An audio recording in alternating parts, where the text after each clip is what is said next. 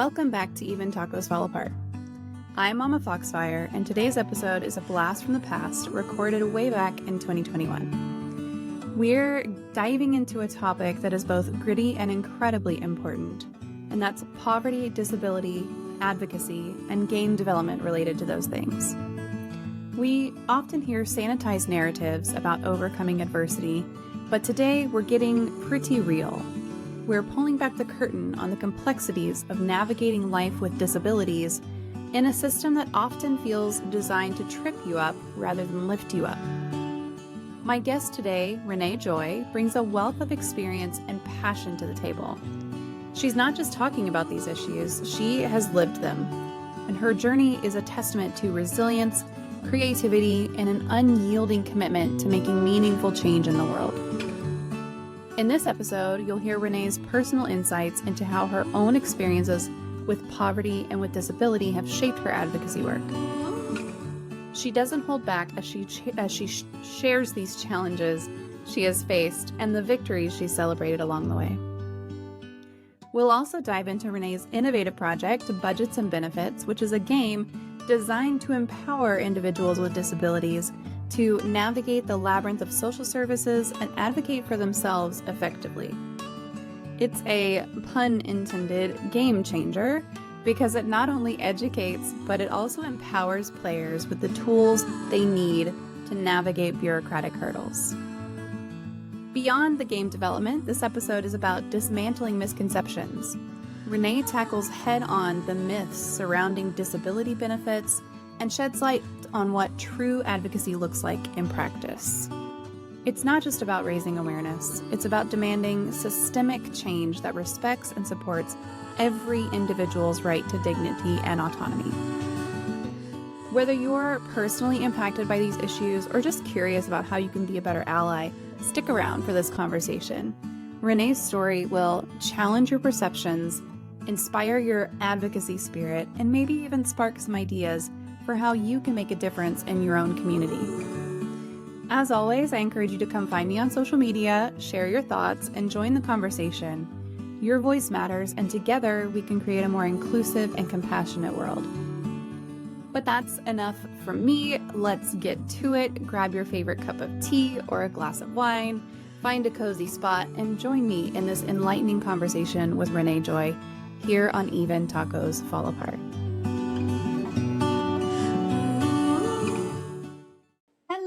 Everyone, and welcome to another Mental Health Monday. I'm really excited for today. We have a wonderful guest tonight to talk about poverty, disability, advocacy, and game development, which I'm super excited to talk about the game development piece of it because I want to hear all about your game. But joining us tonight is Rene Joy. Pronouns are she and they, as you can see on the top up here. And Rene is a writer, peer specialist, game developer who transforms lived experiences into actionable learning opportunities that respond directly to the systems that support or suppress vulnerable people and their communities. A Florida born and raised mom of teens and too many cats, Rene's work evolved from personal advocacy efforts that then led into consultancy for organizational development in support of neurodivergency, disability, and anti-poverty issues at large. She describes her own mental health recovery as a multifaceted, fluid process that she loves sharing with others one-on-one and in group settings, and believes strongly in self-determined recovery models and that new paths to a recovery-oriented life are discovered every day, and we discover them better together. I have some socials for you, more info for you. I've got their Hey Peers, their website, her TikTok, Twitter, and Patreon. So give me just a second to post those in here, and I will just say, Rene, thank you for being here tonight. She decided to come get right on camera with me at the very start. She said, I heard the introductions. We didn't mention my name. This is my friend Fitz right now. Yes. We have a question queue. If you have any questions as we're going along, type the exclamation point, the letter Q, and pop those into the chat, and we'll make sure to ask them. Bite Mark says, hello, and is there really such a thing as too many cats? So we're going to talk about that here in just a minute. But before we get there, can you tell us a little more about what you do and what made you become interested in specializing in this peer support and advocacy space? Yeah, so I found out about peer support work as a profession probably about 6 or 7 years ago. And I said, hey, that's great. I can't seem to not talk about my mental health and my trauma, and I can't seem to figure out how to manage a job that works with the kind of care that I need. And it's a full-time job for me to take care of myself as it is, and the members of my family. So when I found out about peer support work and how it's structured, in most cases, I decided I really needed to get involved with that, get involved with it as a theory and as a practice. And so now that's what I do. And basically, peer support work began out of the mutual aid mental health consumer movement, and started as a way for clients and patients of institutionalized health to advocate for their needs and advocate for client-informed care.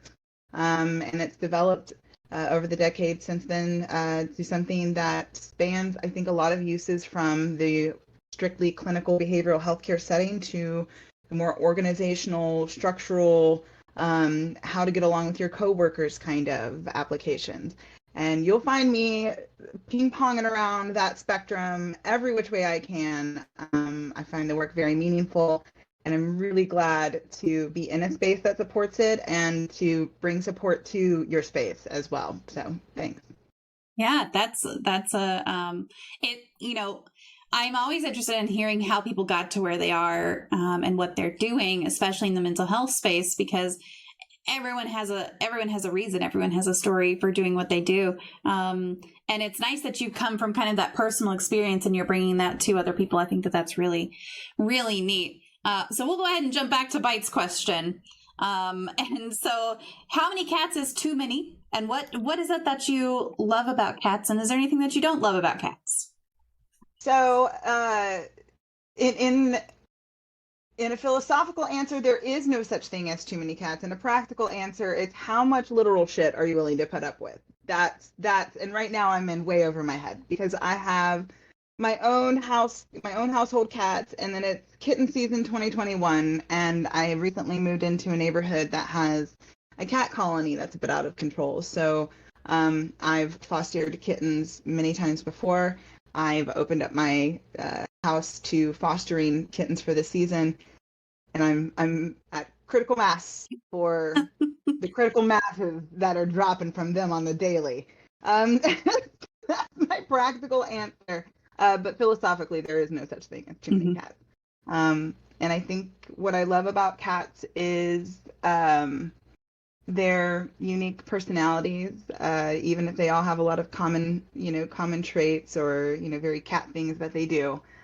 Each cat really has subtle nuances that make them a very unique person. And then something that I definitely struggle to like about cats is that same kind of thing where they're kind of so quirky you don't really know what's going on with them sometimes. And yeah, I lost a cat this weekend. Ooh. And I wish that I could have picked up on her subtle needs much better. And so that's what I'll say. It's just tough to love cats. They're wonderful, wonderful, beautiful creatures, and also wonderfully mysterious.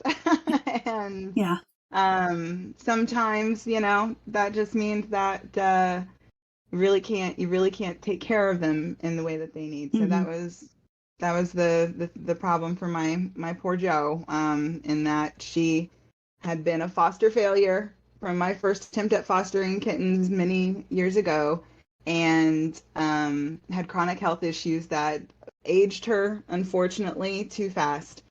And when we moved into this, area with everything going on, and just moves can really make cats change their behavior patterns.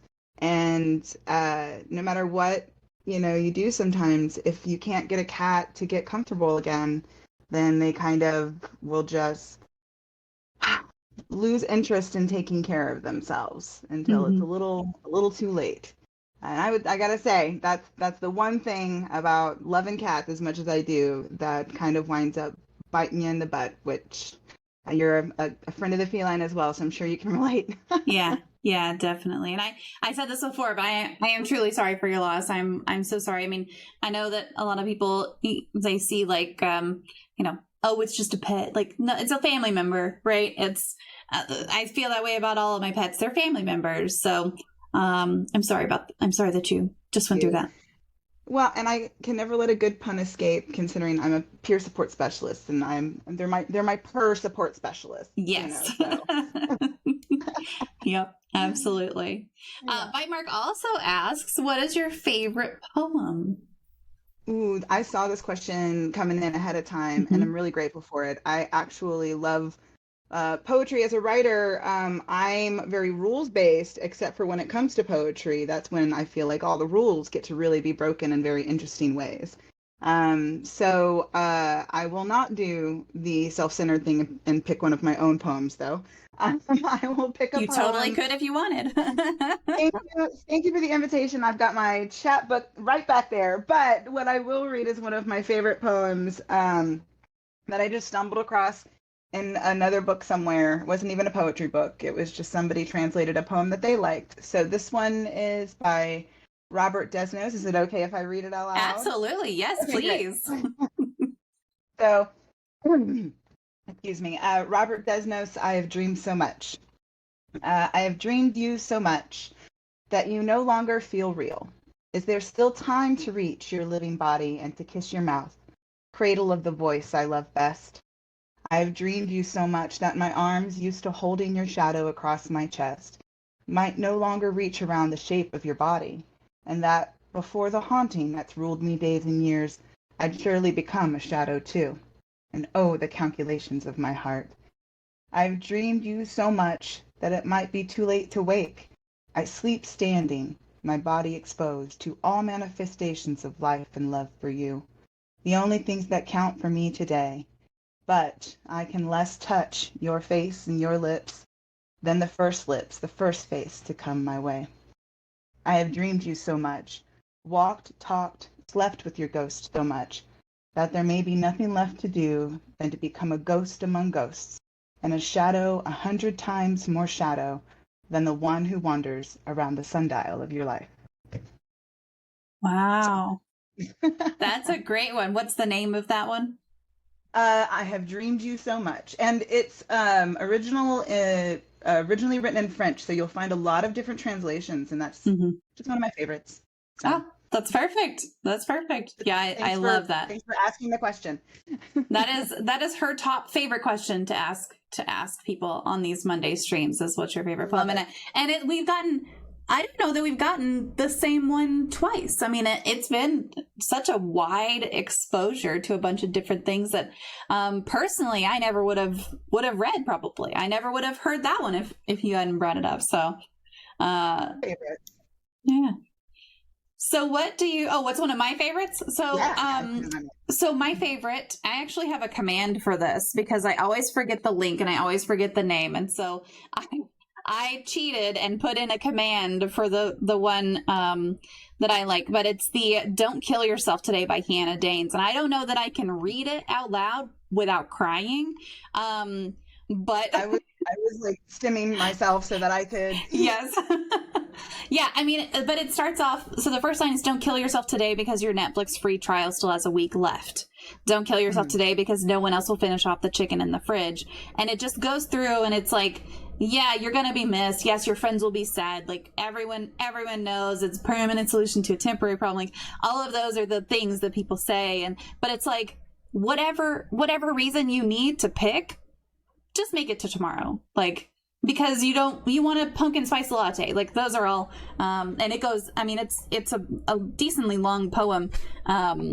But it's by Hannah Danes. Yep. Hannah Danes, Don't Kill Yourself Today. That's my favorite one. There's a link in the chat if anyone wants to go read the whole thing, because I seriously can't read it without crying.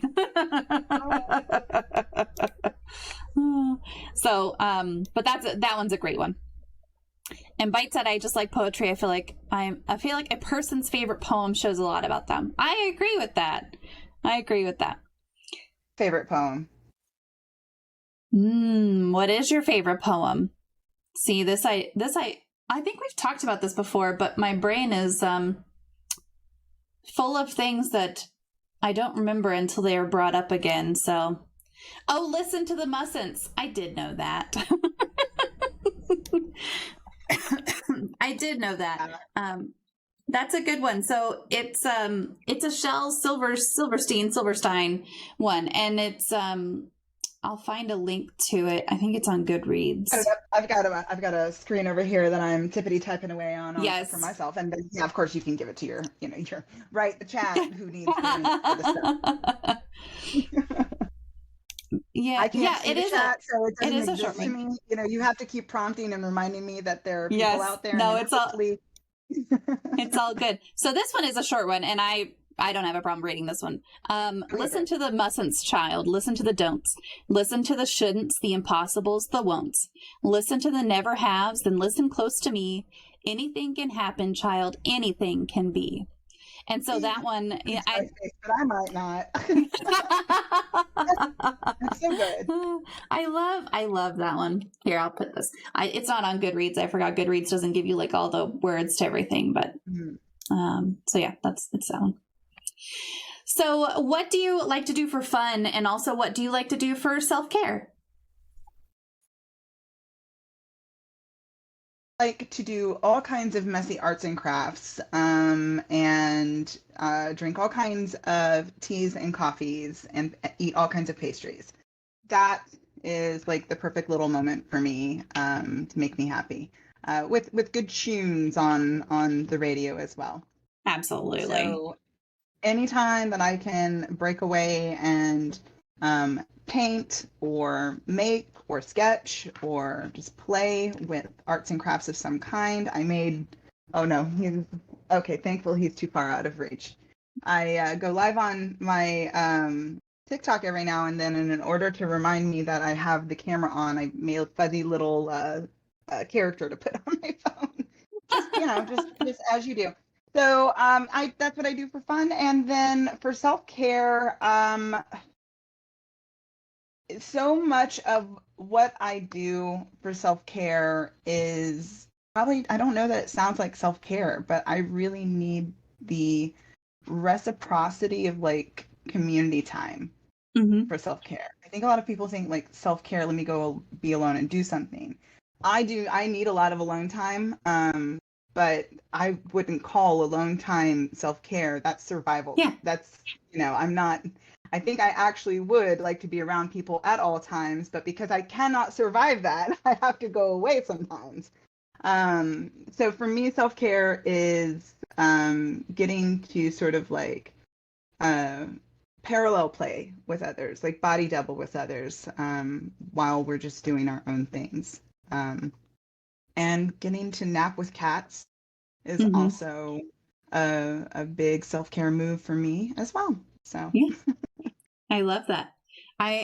you got anything? If anybody's got anything to throw into that mix that's in that vibe set, like give it to me. I need that.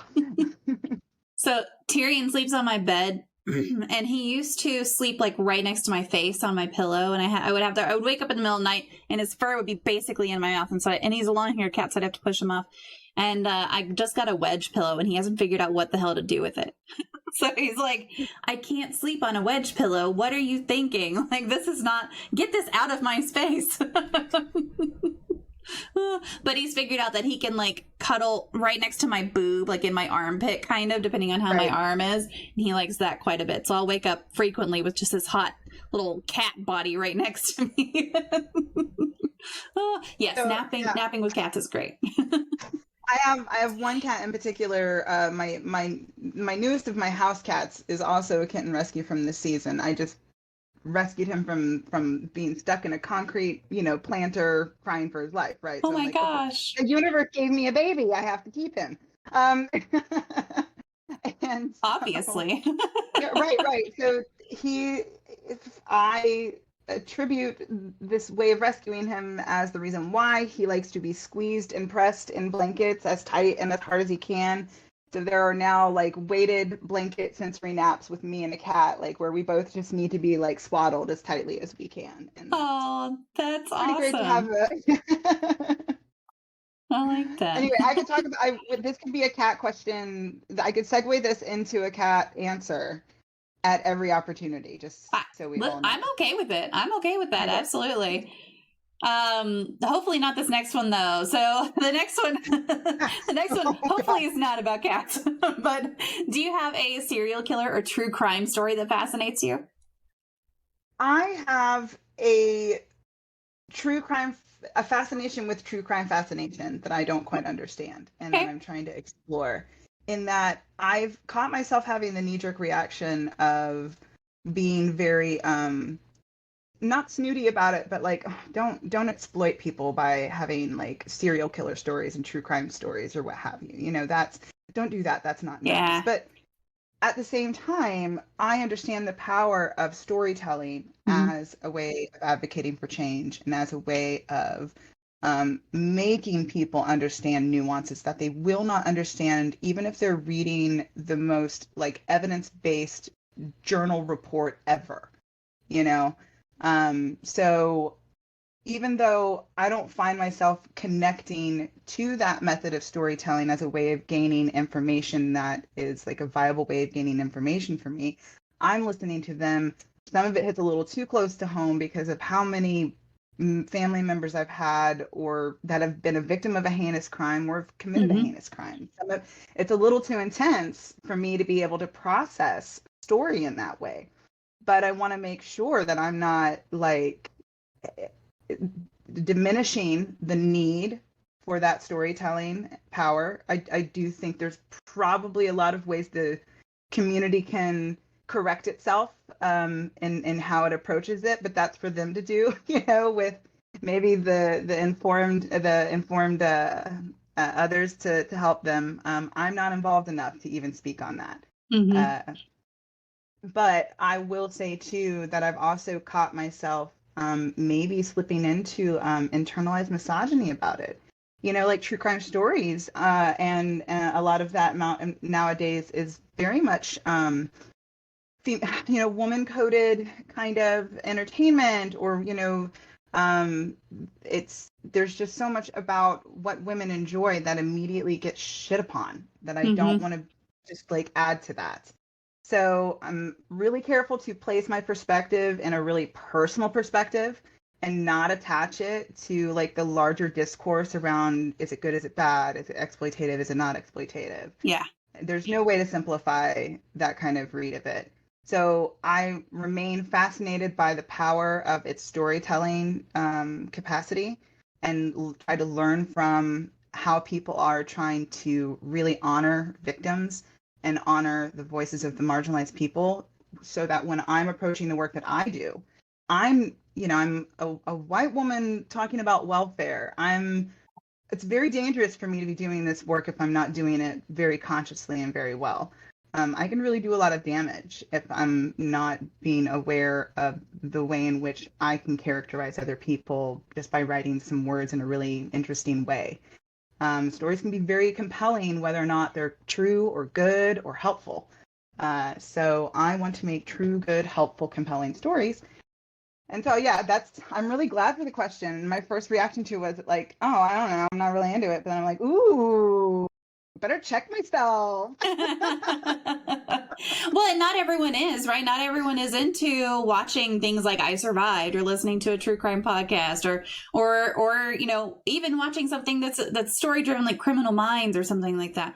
I think it's really, really neat to just look at the mind behind and what was in their past. And I think that a lot of the stories of trauma can become shared stories of trauma, not only from the like, here's what happened to these victims of these people and the shared community trauma whenever it's a serial killer type situation, but I think also the what that individual went through, right? What that person went through that got them to where they were. In some cases, it wasn't any sort of different background, but in a lot of cases, like you can see this is what happened. This was critical in their childhood. This is how they got to where they were. That doesn't make it okay, but like, here's some things, and just the kind of the psychology behind it is really interesting. But more than that, I think that especially things like I Survived, especially that show, it gives you that power of you're right, of the storytelling, of being able to say, like,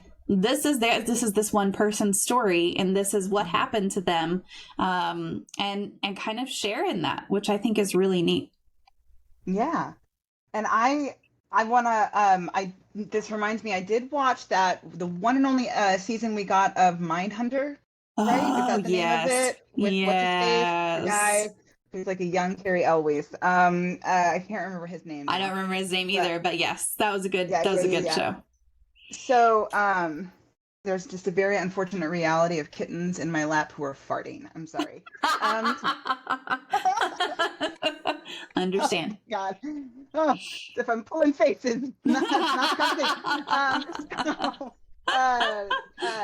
I'm really interested in the history of how we've developed profiling around criminalizing traumatic, traumatized people, and whether or not they were born with something or, became impacted by something in their life. These are all things that are potential realities for all of us. Yeah. And the lack of care that we experience in America is very deep and is really at, I think, a root cause, generationally speaking. In many of these cases, there are root causes about where the system of care has failed families for generations, that leave us with human beings that have been so dehumanized to the point that they would dehumanize others the way that they do. Yeah. So, but I mean, I can't watch it though. I can't watch it. That's a lot. okay. I can't watch a lot of it. Yeah, that's okay. Scarlet Lady said, I love Mindhunter, and Angel said, I was looking at a picture of him whenever you said that name. So there you go. You're on the same wavelength here. Yeah. So you've had personal experiences with both disabilities and poverty, from, as you put it, precocious childhood into precarious adulthood, which I love that phrasing. Like, it paints a picture. That really paints a picture. What has that been like for you? So I grew up with a family that had experienced a lot of deep poverty. We hear a lot about the Appalachian coal mining kind of realities that some of the folks have experienced. Sorry, I'm losing my track. Let me get back. So I grew up with stories like that, and grew up with a lot of poverty in different families splitting up and moving and getting bounced around to different houses and things like that. All of it in Florida in particular, which of the states has had some pretty terrible policies that have left a lot of families in really dire situations, decade after decade. So with that, especially having grown up in the 80s, I was born in 1980. We had major welfare reform happen in 1996. So being a child that would have benefited from welfare in the way it was prior to 1996, and then welfare and what it looked like after 1996, left me in a pretty big lurch in terms of what my parents had access to in terms of support for me, and then what that kind of support even looked like when you got it. It was usually pretty punitive. So I was a very outspoken child, lots of misbehavior in school, a lot of unmet needs due to the family trauma that I experienced. And so I just got into trouble a lot. And the answer for that was to assume it was, hey, you are a smart enough girl, you must know what you're doing. So if you know what you're doing and you continue to do these things, the only thing that's going to correct it is if we just, keep grounding you, keep punishing you, keep, doing whatever we need to do. And that led eventually to lots of rehab and hospitalizations and, running away. And then as an adult, I was carrying all of that trauma and all of those experiences with me, all of that really poor system of care. and how it was impacting me. And I wasn't able to hold a job down. I mean, I would show up for a job and have what I now understand to be a very internalized panic attack, and then just walk out, like in the middle of Wow. changing money with somebody at the register. I would like feel very disassociated and just be like, okay, well, I'm now done experiencing life doing this and whatever's happening. And so I would put the money down and just walk away. Job after job, things like that would happen. And so eventually, as a parent experiencing these things, and having children experiencing a lot of the similar issues that I did, the schools kind of will get family help through the children's behavioral needs. Like that's how it works nowadays. Back when I was in school, they didn't do interventions like that like they do now. So nowadays, and it can go really poorly too. I don't mean to say that the way that they do interventions now works out. There are reasons why, for me in my case, it was a benefit. I mean, there are a lot of realities in my life that don't fall under some very stigmatizing or stereotyped rules and standards within the system of care. So for me, it's not as damaging of an experience sometimes for them to just sort of intervene in my life and help me out. Yeah. And so that's what we experienced. We experienced a lot of trauma and a lot of difficulty that bounced us in and out of the school system. And through that, we finally got connected with care, or as an adult, I finally got connected with care through Medicaid. But once I was on Medicaid, it was like, okay, now I can't get off again. If I get off of Medicaid and lose my access to all of this healthcare that I now have, I did all the right things.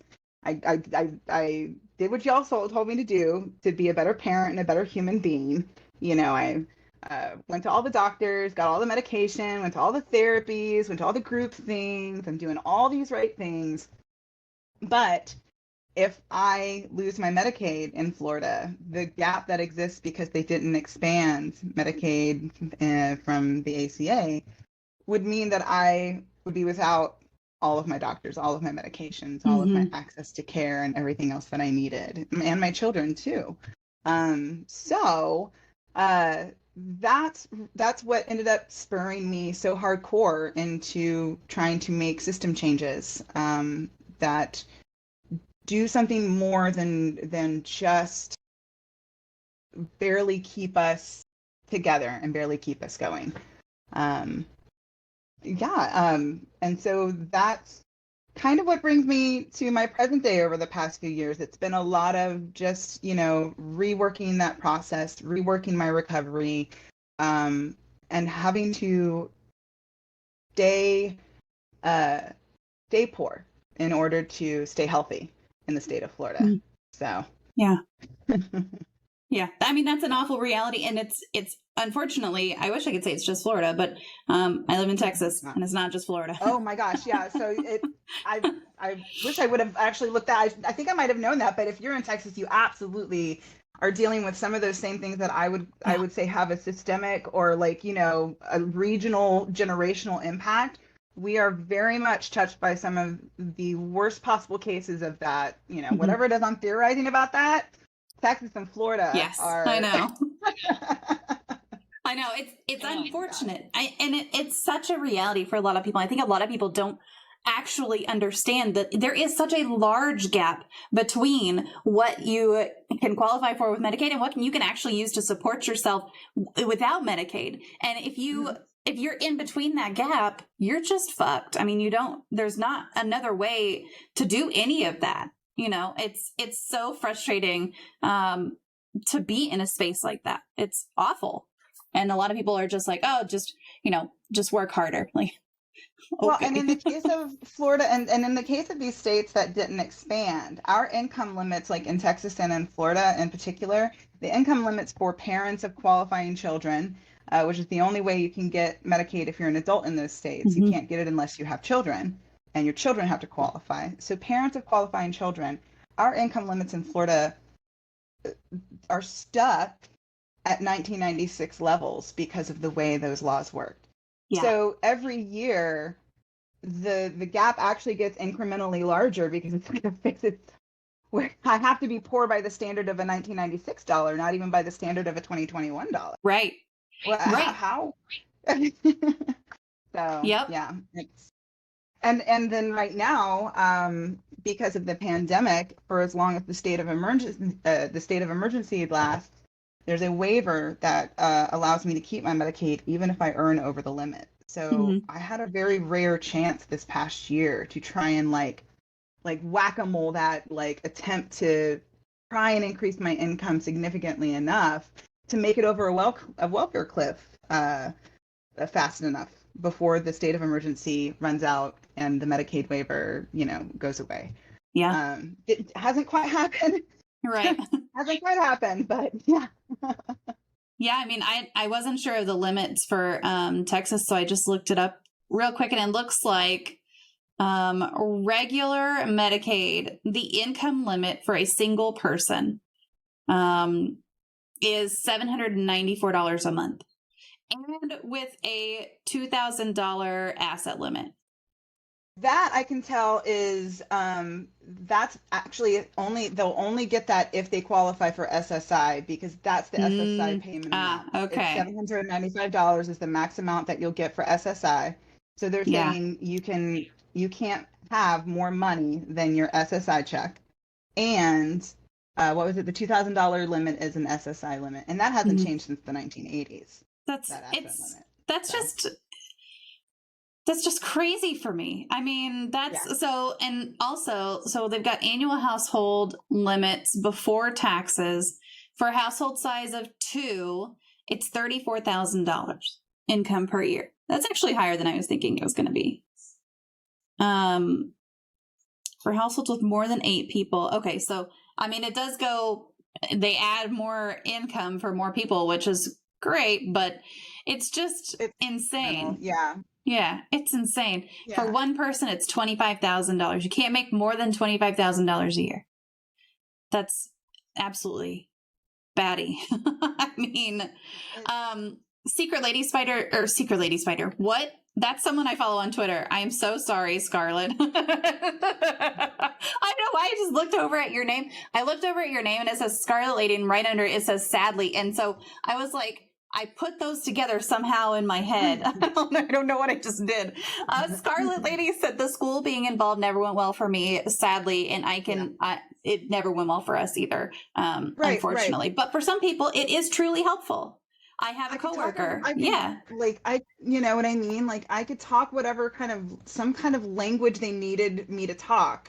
I could freaking talk it to them. And I would know different from all of my other friends or whatever when they would be like, I wish you could be in the room with me and do whatever it is that you were doing, because that didn't happen for me. And I would be like, no, it's right here in this paper. If you just take it in there and you tell them. But I grew up with a trial lawyer grandpa to argue with, Yeah. And that's not necessarily great for me either.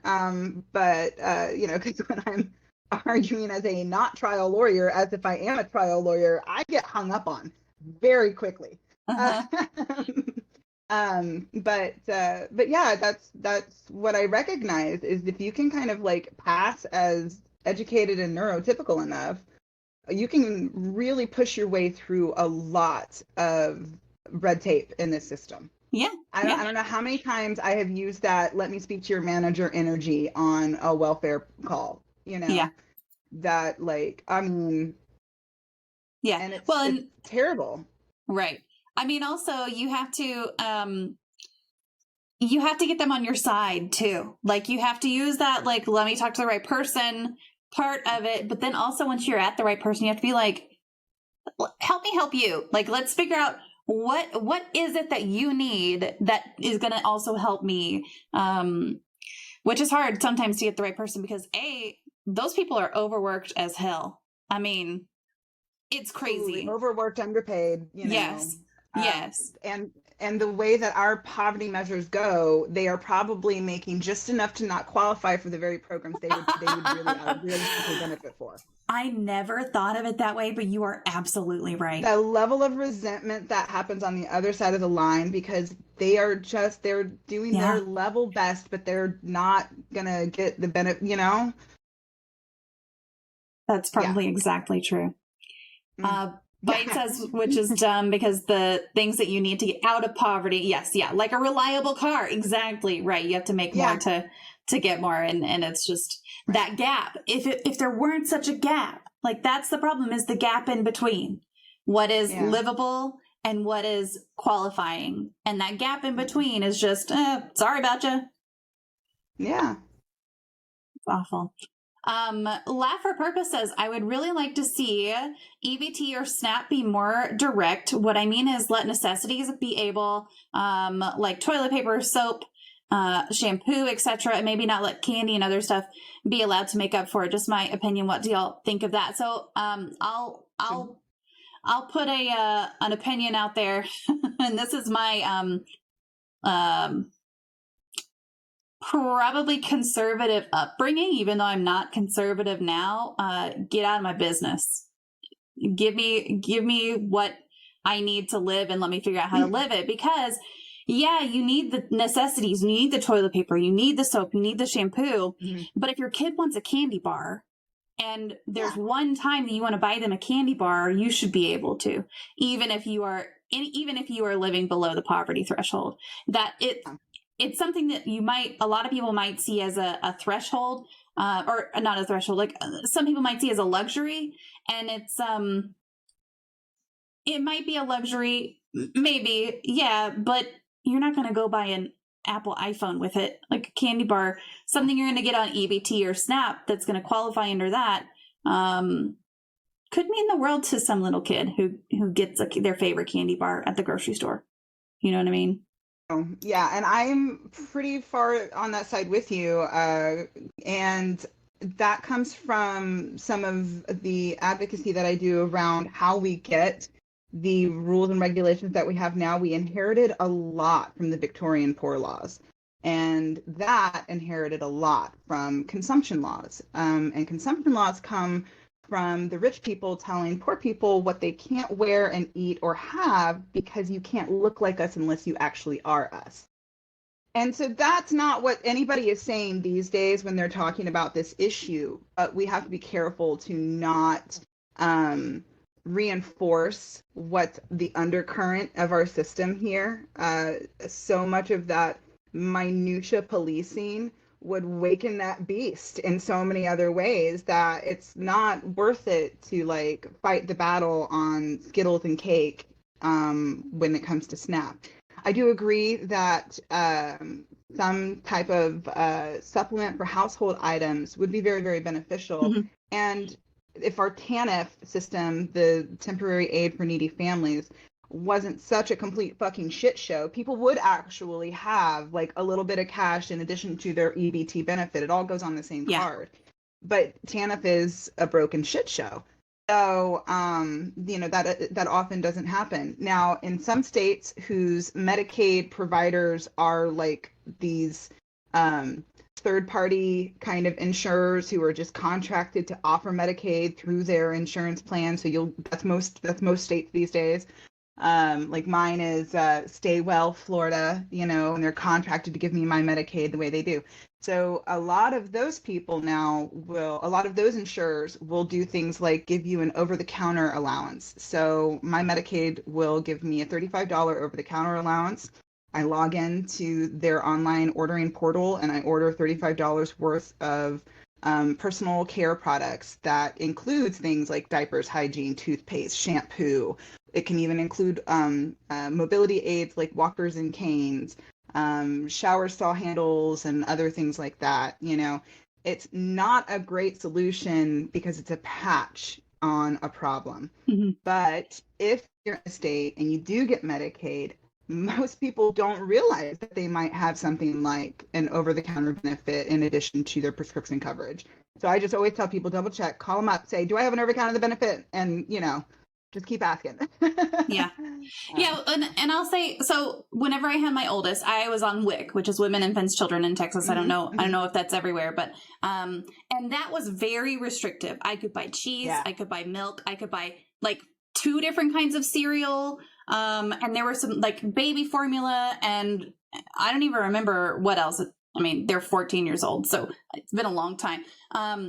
But it was very, very restrictive. And the problem that I have with that is that I got up to the counter, and what I wound up doing myself, well, I would get up to the counter whenever I first got on WIC, and I would have to set out 2 separate things and be like, I want to pay for this stuff with my WIC card, which is like a card of shame, right? And then I want to pay for this stuff with my regular debit card because I can't put them together. I think now you actually can put them together and it'll just take it off with the WIC card. But hold on, you had cards. I was still rocking paper. Yes. Yeah. No. I had a card. It was issued by the state. Yeah. And it was like a very, I think it was a white card, had like a red little thing on it, but, and, there were times whenever I had the paper, though, where it was like, here's your voucher for milk. Here's your voucher for. So I think it must have been like I started with the paper and then it went to the card probably at the very end of my eligibility period. That's probably what happened.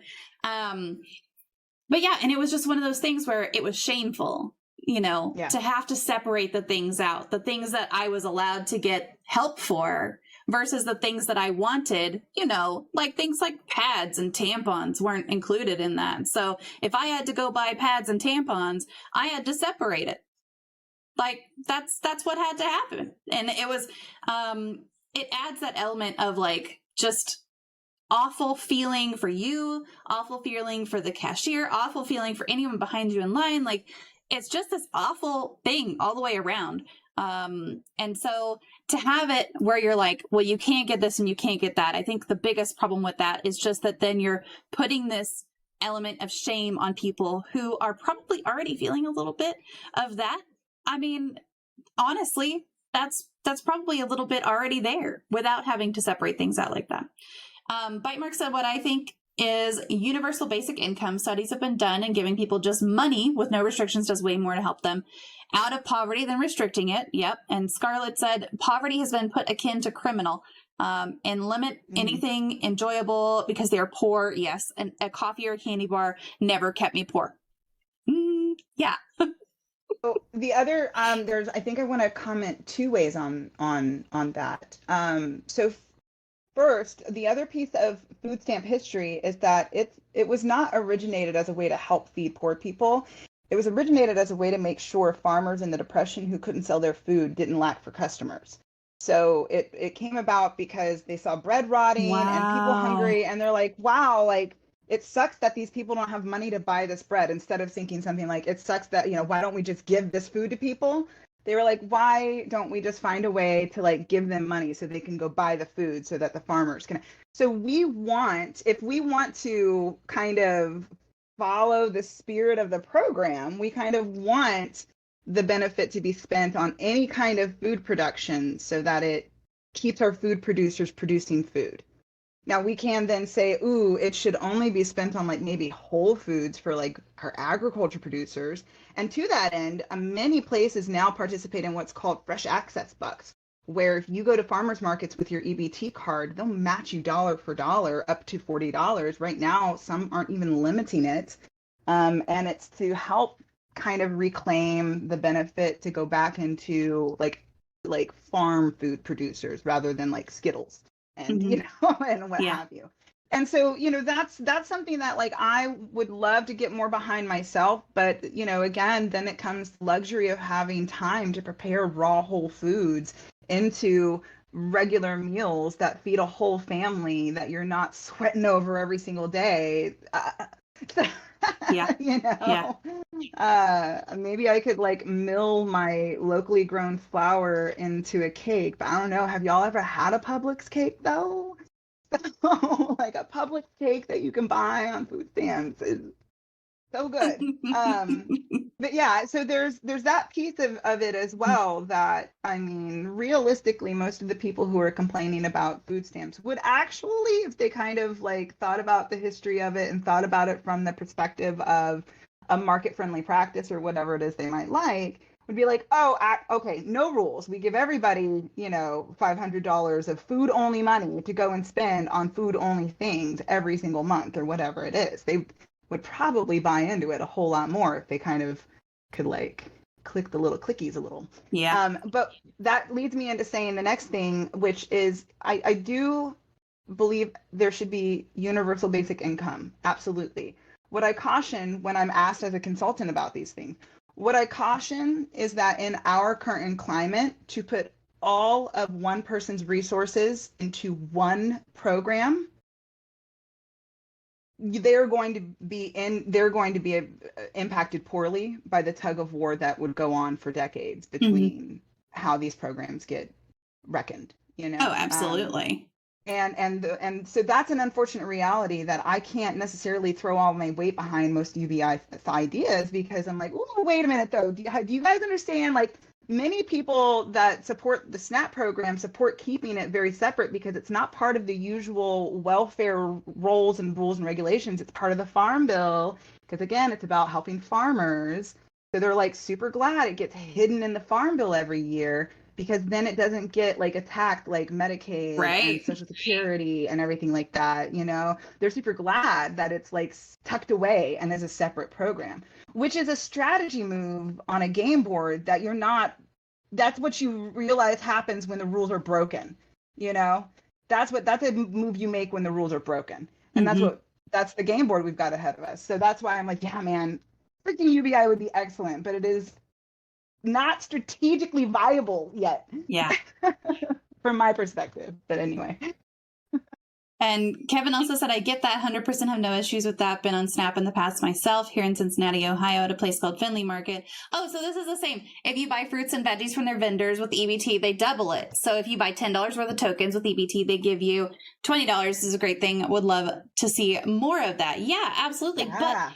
So, I mean, it goes right back, Rene, to what you were talking about, because if you are already on Medicaid and you are probably working a very demanding job that doesn't pay very much, and so you get home from work, and I've had plenty of days where I'm like, I can't stand the thought of cooking right now. Not only can I not stand the thought of cooking right now, but how much cheaper is it to pull a frozen pizza out of the freezer than it is to make a fresh one? Like, there's a huge difference in those two things. And so first of all, your dollar goes further if you buy the crap food. And that is just a awful reality. Even with that matching part, your dollar is still going to go further on a frozen pizza than it is to making your own. And then second of all, there's the energy level and the fact that our society today, I did not realize this was going to be such a fucking soapbox stream. I was not anticipating this. You bring me on to talk about welfare policy. This is where it happens. So I'm for it. It's good. But also it's just, if you're already working this job that is very low paying and very high demanding, the energy level is not there. And also your hours are probably shit. So if you're working something where you're dropping your kids off in the morning, picking them up in the afternoon, and then driving to work and working for the evening shift or whatever at McDonald's or something like that, you don't have time to make a dinner for them. You have time to fix something in the microwave, fix something in the oven, maybe, but not necessarily time to fix something else. Also, you have to think about how much meal planning do you have to do? How much of that kind of coordination do you have to do? It goes into a whole other level of stuff that you have to plan for that you probably don't have time to plan for. Yeah. Person with chronic illness, having to clean up any of that is like a lift that is not possible for me. Yeah. On most days, it just isn't.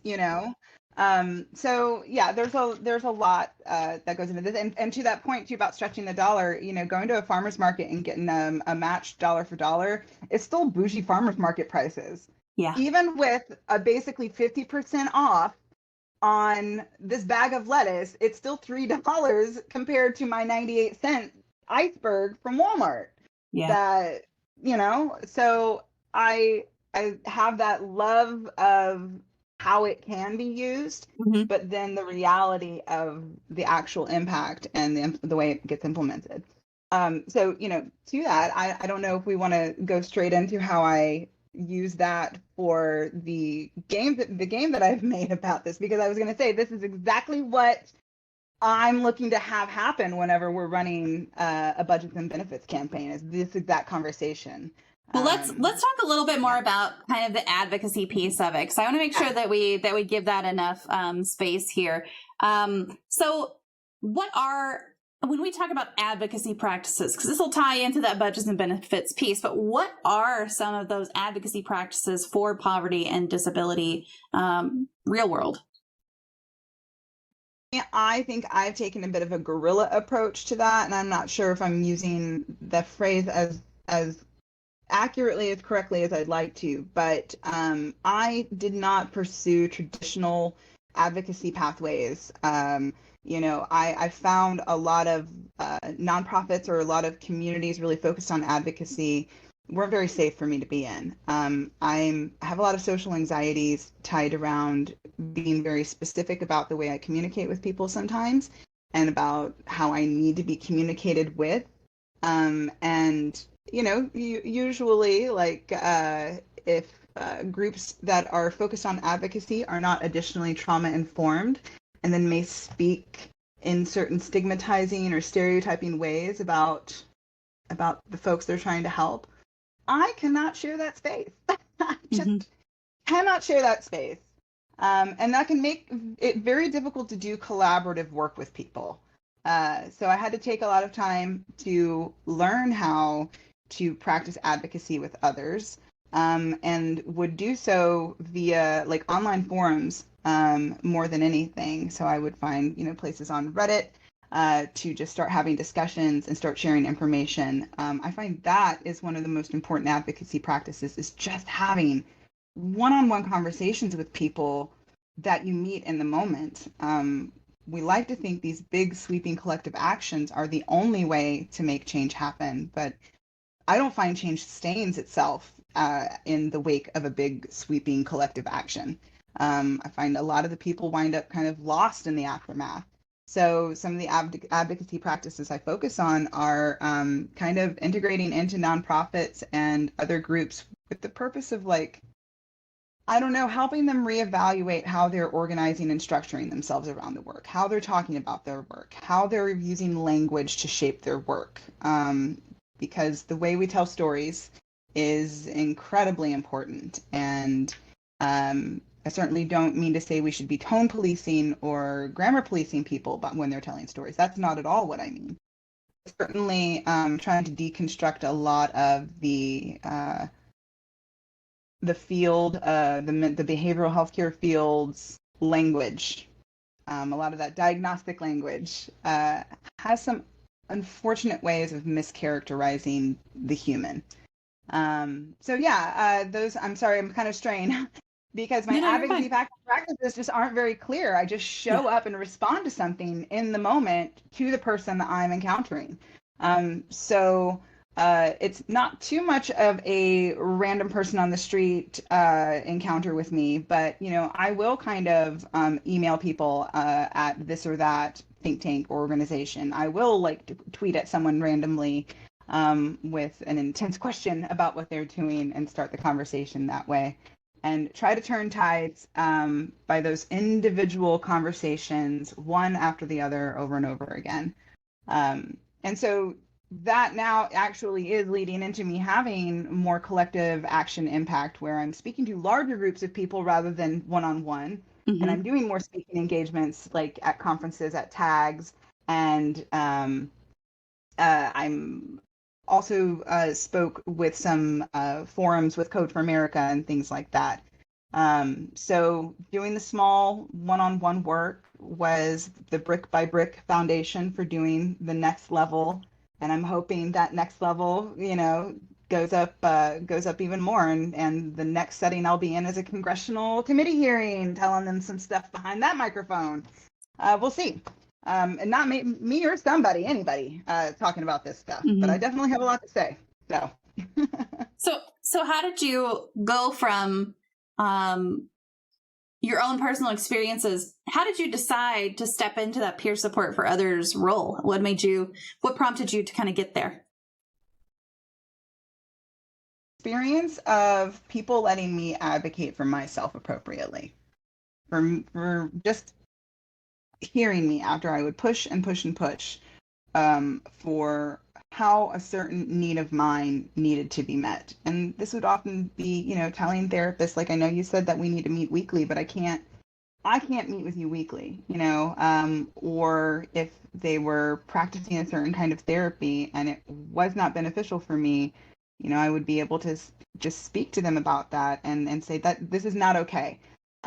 So for so many of those times where somebody should have advocated for me and didn't, I still experienced a lot of places where people made space for me to advocate for myself.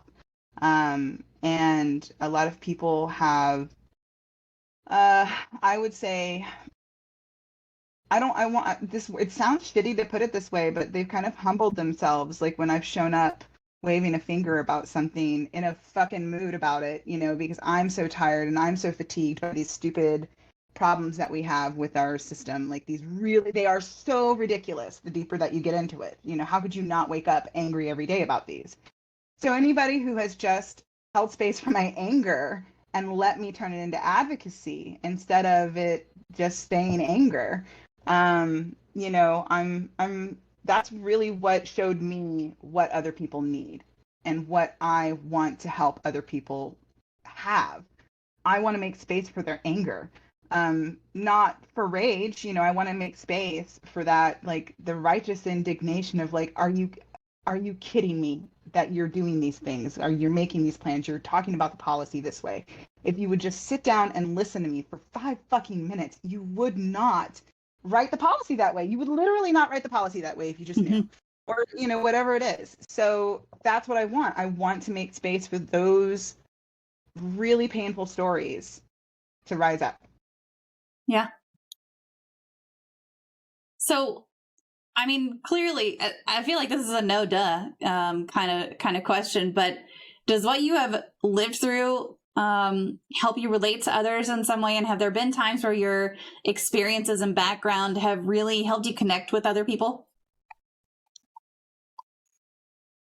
Is the job. That's the job, is actually learning about yourself enough to reach for those places where you find a connection with every single person that you meet, that capacity is there.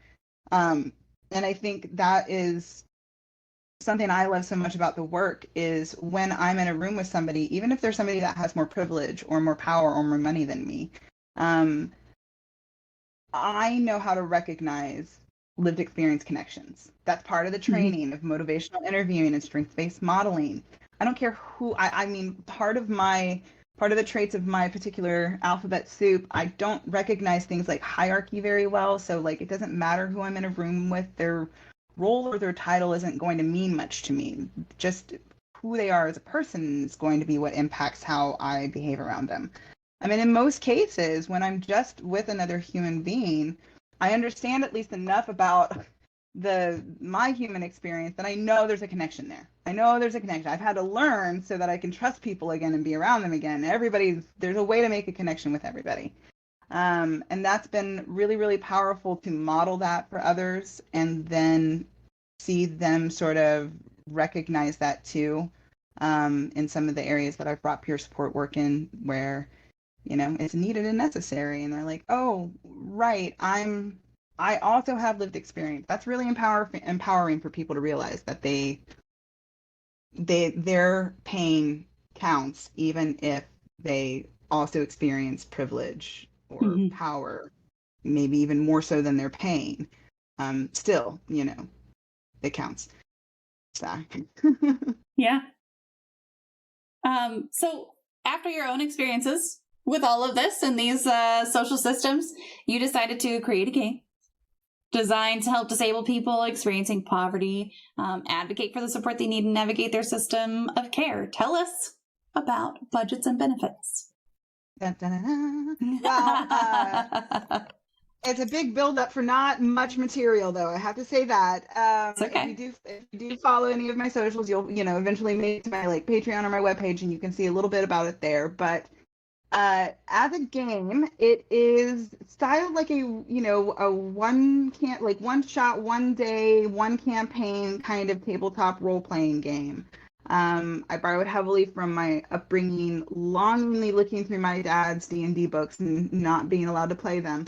No. And yeah, I know it's super sad, but okay, I did eventually get to do lots of other role playing games.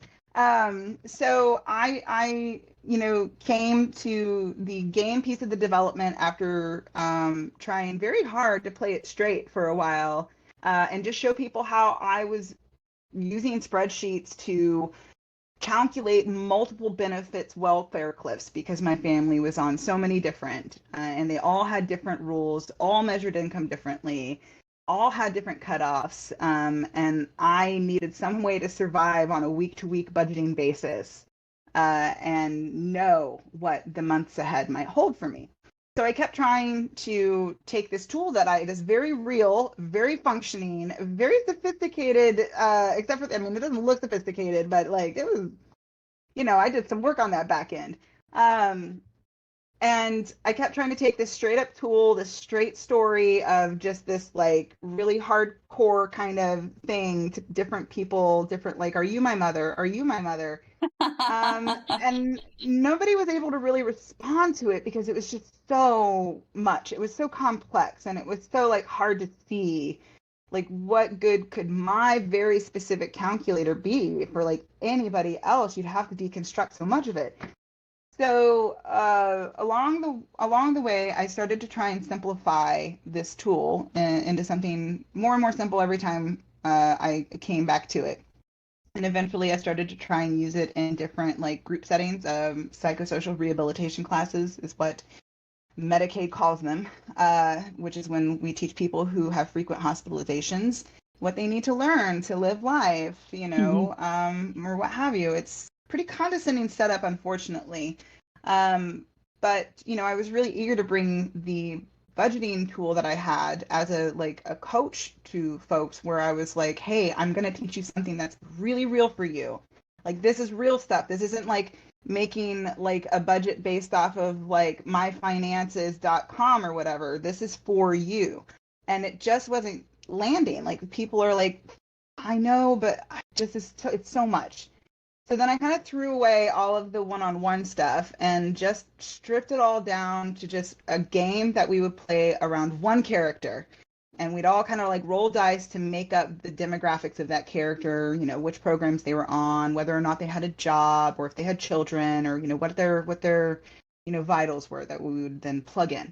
And through the simplification into that kind of a format, it was suddenly that much more interesting for all of us to have conversations about it, because it wasn't tied to our actual benefits that our lives depended on. Like, we weren't discussing this incredibly difficult traumatic thing that our life could depend on. We can't tolerate all of that weight, but when talking about it for just this one character who isn't real, for all of these different rules that don't have anything to do with our lives, it really allowed people to like absorb what they were experiencing while they were watching like the numbers change as we would roll the dice and take the character through each week of their budget and the reality of their benefits.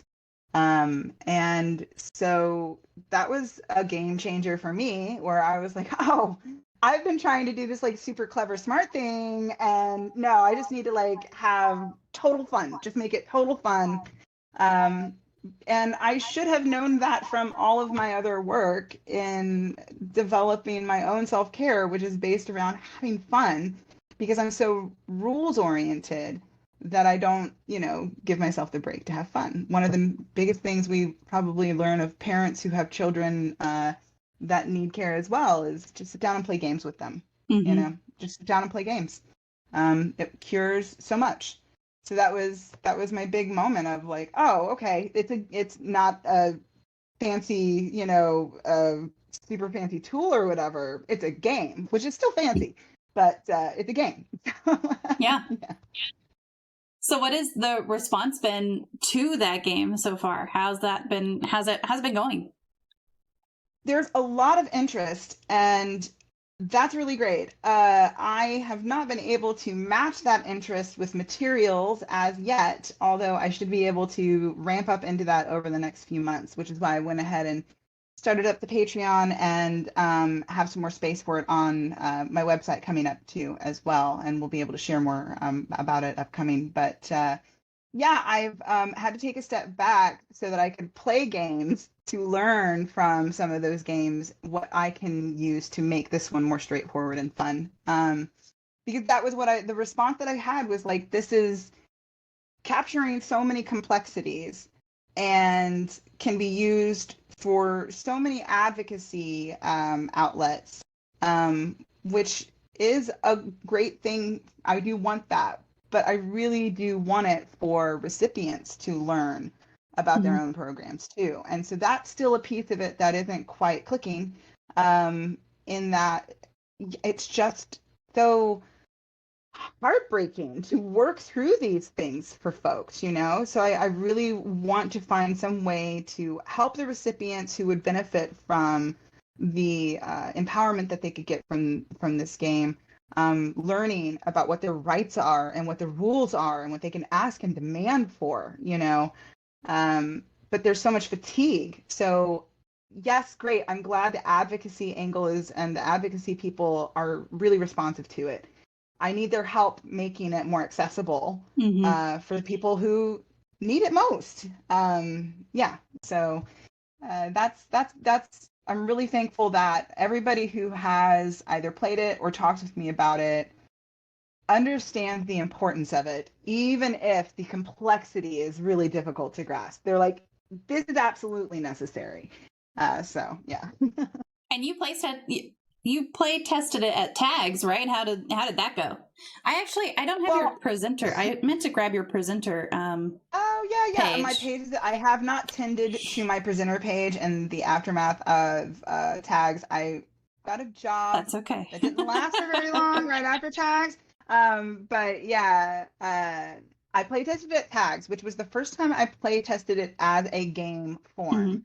And that was very illuminating in that it needs to be way more fun.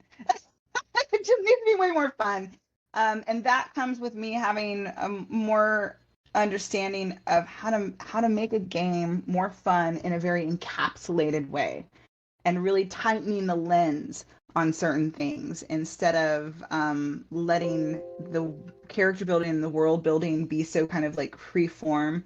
I really need to shape it around like the child tax credit kind of rules, or like the 1996 welfare reform kind of story. It needs to have a tighter lens and a tighter story so that it's more fun.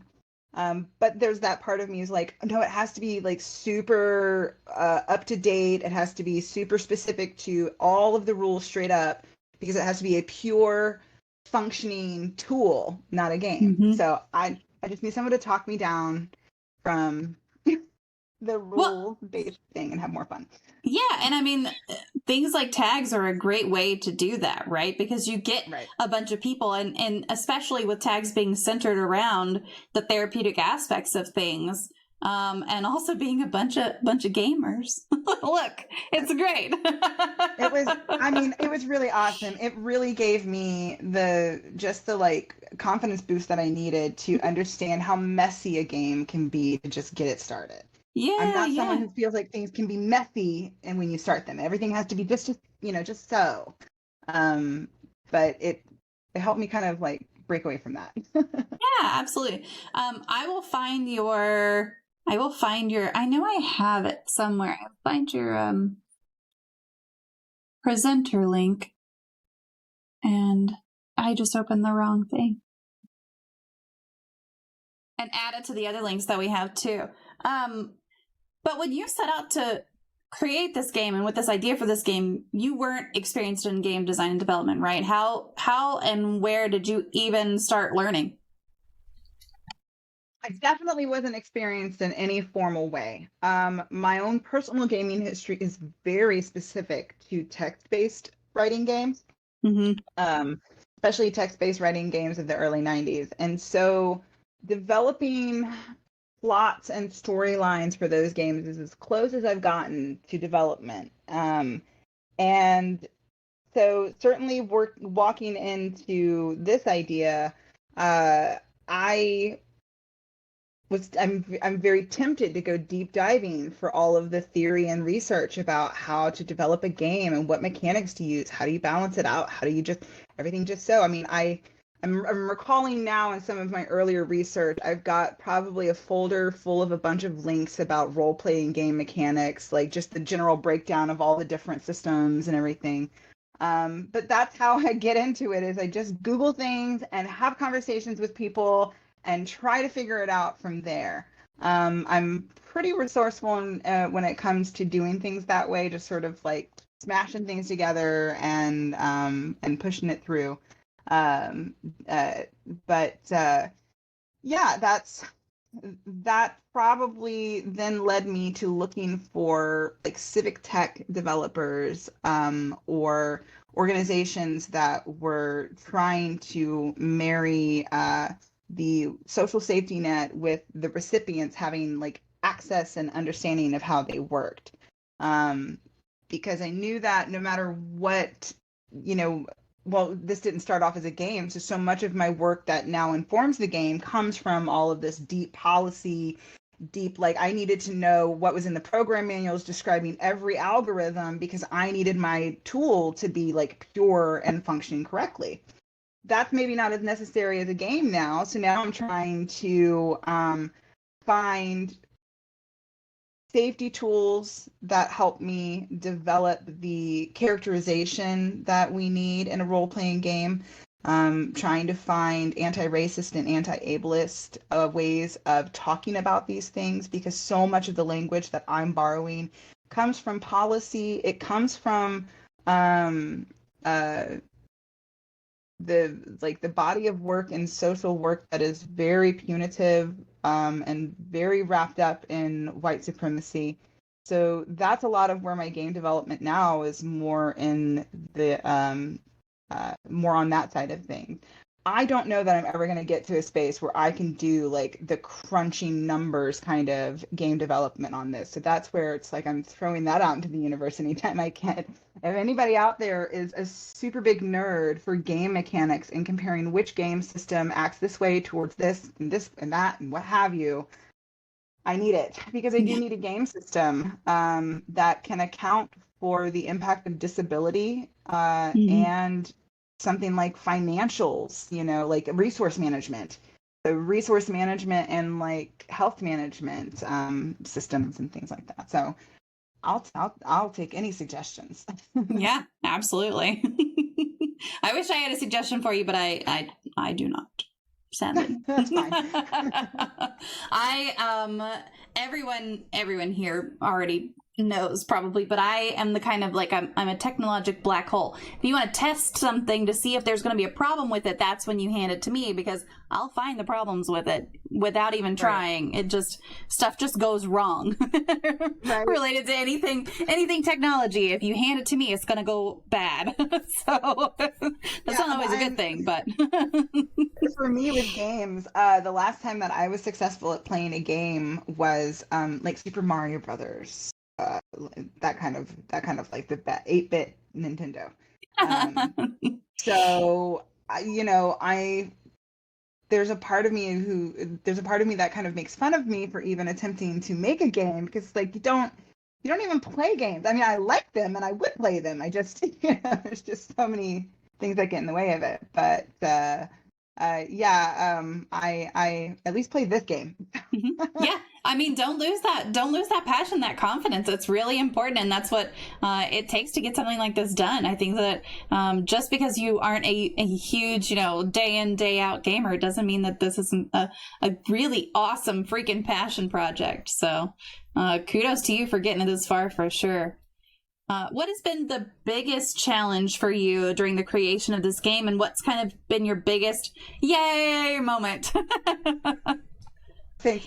So biggest challenge is just definitely getting folks who are interested beyond like encouraging support, which requires someone else having a lot of passion for it. And this is a difficult this is a difficult kind of issue to have a lot of passion about making a game for it. There's a lot of passion around helping, provide a research item or this or that. But that one of the biggest challenges has been finding those who kind of understand the need and the nuances both. There's no way to know so much of this unless you've lived it. There just isn't, and there's no way to like hurry up and catch somebody up to a lot of that either. So that's definitely the most difficult, but the biggest win is definitely when it works, when it really teaches somebody something. We were playing a game with a group in a psychosocial rehabilitation class. We'd created a character. We were playing along her story. And one of the clients spoke up and said, "Hey, wait a minute. We made this character. She's got all of this. This is all her stuff. But like, this is me. This happens to be me, but I don't get the amount of SSI payment that she gets. Why don't I get that amount?" And when we took a look at her specific situation, her case manager had not updated the Social Security Administration that she had moved and was paying rent. And when you receive SSI, if you live somewhere and you don't pay rent, SSI takes a third away from your payment because they count you receiving in-kind support and maintenance as reason to reduce your payment. The minute that you start paying rent, though, they give that amount right back to you. No matter what it is, you get a letter that says you. So, this game helped the client realize, like, wait, something's not right with my benefits, and then B, it helped her realize that her case manager should have known that and did not know that. Yeah. Which then the case manager and that whole team were like, we just don't know that, which then reveals to you, like, where's your training, case managers? A whole team of case managers doesn't know something that is like knee-jerk to I don't understand that. I don't understand that. And that's the hooray moment for me, is it just revealed a very, very huge miss for a client that they were able to correct, right? Like get it corrected. Not immediately, because it's the Social Security agency. It still took 3 months, but at any rate, they were able to get right on the ball correcting it, fully understood, and was never going to have that ever happen to them again, because they understood it in their bones. They were never going to have that happen to them again. And it revealed how an entire behavioral agency's entire case management team did not understand a very basic fact of a job they're supposed to be doing. That's their whole job, is to maintain clients' connections with their services and to make sure they're getting the full services that's their entire job. Yeah. And you don't know, maybe they went back and said, oh, well, we can apply this to these other 5 people. You'll never get that side of the story, but I know I was working for them at the time. I do know that they didn't, but that's still one of those moments that keeps me, in belief that this game has a lot of potential. Absolutely. As it is. And so that's why I'll keep plugging away at it, even if it's just spreadsheet slides for right now. Yeah, absolutely. Scarlett said, I can play games, but I sure can't make them. Same. There's no way. There's no way I could make a game. So everybody has their strengths, and you found yours in creating this one. So you've tried out different organizations to kind of help you on your games journey, right? What has your experience been with some of those various companies and organizations? Real varied experience trying to integrate myself as like this just I don't know, I'm just unconnected, an unconnected person just floating into all these spheres. And it's much like the response that I've had one-on-one, where people are like, this is great, good job, don't know what to do with it. Let us know where you get with it next, and then maybe we'll figure out something to do with it then. So that's pretty frustrating and disappointing overall. And that's not quite resolved yet. There are just a lot of organizations going in a lot of different directions when it comes to resolving these issues. Many think like, let's not make it easier to understand the welfare cliffs. Let's spend all of our time and energy getting rid of them, which is really great, but like, they're not changed today. And today somebody still needs to figure out how to spend their money for the next couple of weeks. And then there's a lot of organizations who will want to build like guesstimate simulators that kind of get you some answers, but then they don't do a really good job of catching where cliffs happen. They just spit out like guesses that are just like, well, you're fine. They're not granular enough to really like show the impact. And they're also all bound by traditional hierarchical funding methods where grant money is portioned out in very specific ways. It's given to these organizations like, we're going to give you $10,000, but you have to spend 5% of it on advertising, 10% of it on payroll, 15% of it on this. And, if the money isn't in whatever bucket it needs to be in for them to just open the door to somebody walking in, they just can't do it. Even if they're sitting there going, you're so amazing. I love everything you're doing. I can't do anything with it. I am still kind of out on my own on this one, which is why I've got the Patreon. And the more that I become, more I try and integrate with these more like formal pathways, the more I find maybe they're not the fit for me. That's why I work in peer support, because traditional pathways to work don't work for me. So traditional pathways to funding may not work for me as well, and maybe things that I want to abjectly avoid. But the other thing is that I don't want to own this work solely. We live in an age where, as an artist or a creator, the things that you put out there, you want to be yours very much, and I fully understand that. But this is a kind of work at base, though, that I don't feel I can just keep. So I'm trying to find ways to give it away. I need to get paid so that I can make it, but I'm also trying to find ways to just like give it somewhere to someone to make it something else, something bigger and something more. But I will continue to keep plucking away at it on my onesies if I cannot find the good, safe, viable home that it needs.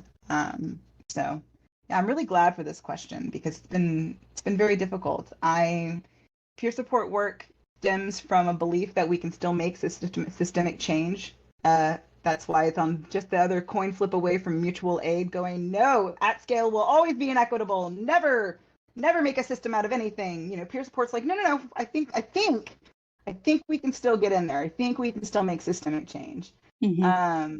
So I still believe strongly that some of these formal pathways can be broken down enough for some of us to have safe travel over them. Oh, not yet, man. I don't know. So if you could go back and start all over, would you do anything differently? Struggle with a question like that, because there's a part of me who wants to say, oh no, I wouldn't want any one thing butterfly effect to change, but I probably would try to consciously hurt less people. What do you mean by that? In a lot of my life, I perceived things that were happening in ways that weren't so. And okay. believe that people were treating me a certain way, and so then I felt justified treating them a certain way. And I would like to have had more insight in a lot of those moments where, like, oh, we could have preserved that friendship. Probably wasn't like this toxic, awful thing that I thought it was, because my trauma was triggered and I didn't know how else to communicate with that person through it. There's a lot of those moments where I was hurt and hurt someone else, and I would just like to have done that less, I think. Yeah, Yeah, absolutely. And that's fair. I mean, I've definitely been in situations where it's like, listen, you messed with me and now I'm going to mess with you right back because you pissed me off. And it's like, I'm not the sadly turn the other cheek kind of person. So I'm the raise the other fist kind of person in a lot of situations, which is not the best way to be. I fully admit. But yeah, that's, now that I have understood the best boundaries I have that I want to protect, there are just those kind of things where I'm like, wow, I was a little dramatic that one time. Like, dramatic me really? never. Are there any regular habits that you either maintain yourself or that you feel like might not get enough attention? We all talk about get enough sleep and eat right and exercise enough. But is there anything that you do that you think generally supports well-being and doesn't get enough attention? I think using a swing or like getting in a hammock and just sort of being suspended off the ground and, having your weight just sort of lifted like that. I don't know what, I mean, there are all kinds of things, I don't know those things though. There are all kinds of things that tell us why it works. I don't know what they are. I don't care what they are. I just know that they work. So I, think found like a $30 hammock and I had some space in my yard to hang it, but you can get like hooks to hang them. And so that's something that is like I found is life-changing for me this past few months is having a hammock.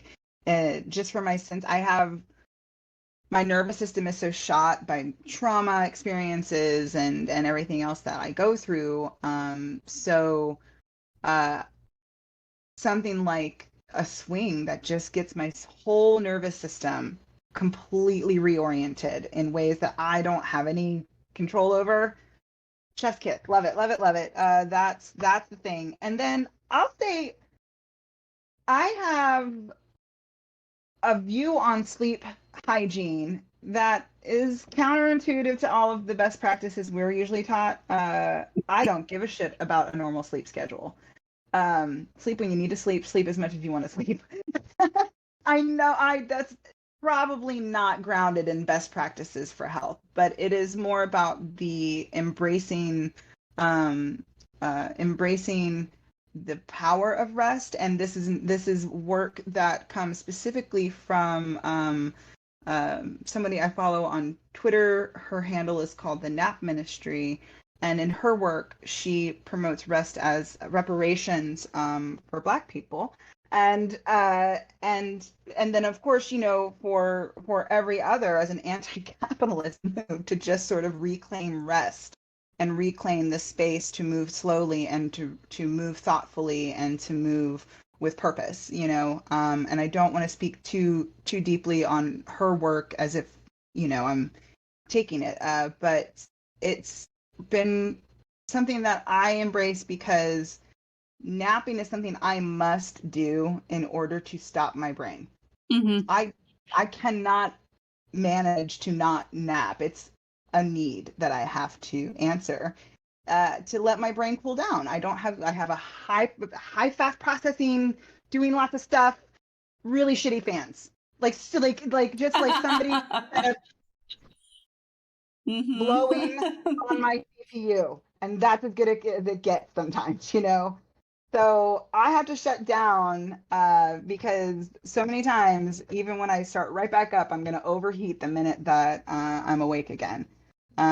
So I actually advocate for something other than the standard sleep schedule of like, oh, get rest only at night for this many hours and never nap. Yeah. Well, I mean, and so I think it's Bite who was talking about the biphasic sleep fairly recently in the Discord server, and the fact that she'll go to bed at odd hours, but then she does take a decently long nap during the day to kind of try to catch up. I'm awful about not getting enough sleep, but then on weekends I do nap, and whenever I get the chance, I will take a nap because I'm like, all right, there is a baseline amount of sleep that your body needs, and sometimes you just can't get it at night when you're supposed to be sleeping. And so you got to get it during the day, like however you're going to get it, you got to get it. I opened up the Nat Ministries Twitter, and their pinned tweet is daydreaming is a form of rest. And I absolutely love that. Treat. It's wonderful. I definitely encourage consuming a lot of the Nat Ministries content. It's revolutionary. Yeah, it looks fantastic. I mean, I put the link into the chat for you. Good. Scarlet Lady says, I felt that. Yes, absolutely. So it's time now for our magic moment. And I have a fancy pants magic wand right here, and I'm going to turn it on in a moment, and I'm going to wave it. And when I wave it, you get to eliminate one common opinion, misconception, or theory surrounding mental illness, disabilities, or talking about mental health. So I'm just going to turn this on. Well, I thought I wasn't going to turn it for a second. What are you eliminating today? And there we go. Okay, I am eliminating the belief that the Social Security Administration determines disability when it approves or disapproves benefits. That's a deep in the weeds one, but when it approves benefits for SSDI or SSI, people usually think, oh, that means I'm officially disabled. And when it disapproves it, they go, I guess I'm not disabled. Social Security Administration is not investigating whether or not you are disabled. It is investigating whether or not you are unemployable because of your disability. So it's approving or denying your unemployability as a disabled person. You are disabled. If you say you are disabled, that is it. And so much of our discourse around who gets to call themselves disabled or not kind of comes down to these little like slice and dice. Well, do you get a benefit? Did the Social Security Administration approve you for disability? Well, then you're disabled. Or, well, then you're not disabled. Or, oh, if you're disabled, you must automatically get that benefit. So I would like to wave that one. It's a deep cut kind of one, but I think it would do subtle things bubbling up. Absolutely. I mean, that is one of those things that a lot of the time a disability is not visible. Whenever a disability is not visible, you get all kinds of shade thrown at you because your disability is not visible. And it's like, man, shut up. You don't know. Right. In so many situations.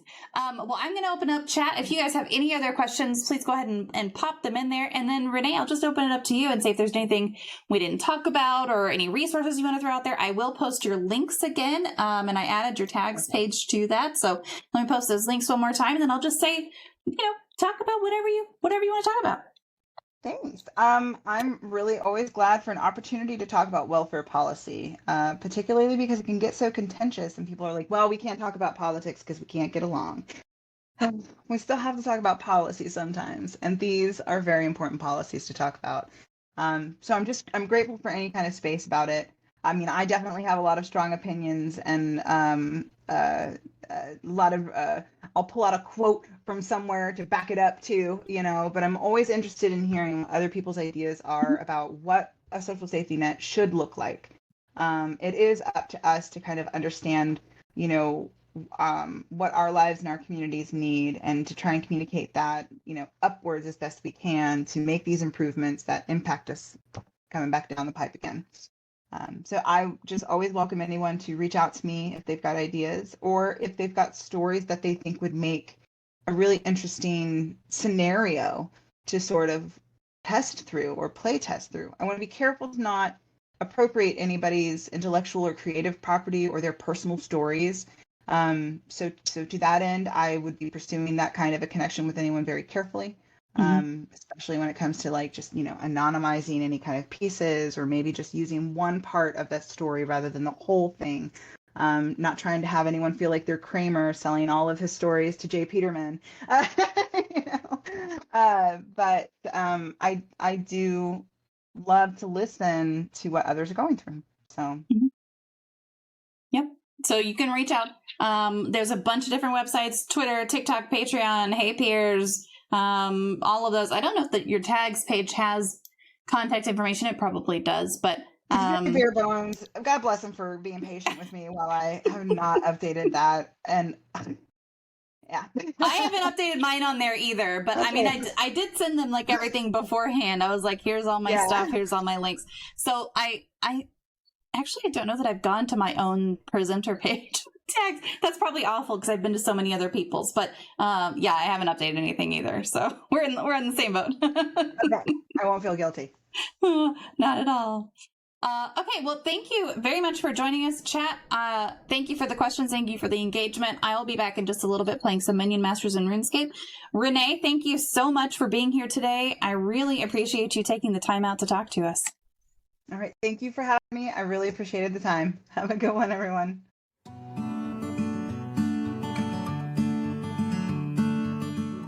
And that brings us to the end of another episode of Even Tacos Fall Apart. I hope you found Rene Joy's insights as enlightening and thought-provoking as I did. Reflecting on our conversation about poverty, disability, advocacy, and game development, it's clear that these issues are not just topics for discussion, they're challenges that many face daily. Rene's dedication to using her experiences to drive systemic change reminds us all of the power of personal narrative in shaping policy and perception. As we wrap up here, I encourage you to take a moment to think about how you can apply what we've talked about today in your own life.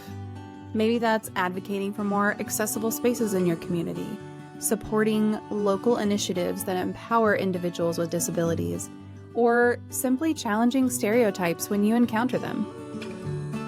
Your engagement also matters, so if you enjoyed today's episode, please consider subscribing to the show, leaving a review, sharing it with a friend who might benefit from these conversations or who might enjoy them. Your support helps me continue bringing you meaningful content and amplifying important voices. Remember, you can connect with me on social media to share your thoughts. You can drop suggestions for future topics, or you can just say hello and connect. I'm MommaFoxFire everywhere, and I absolutely love hearing from folks, so please do come find me.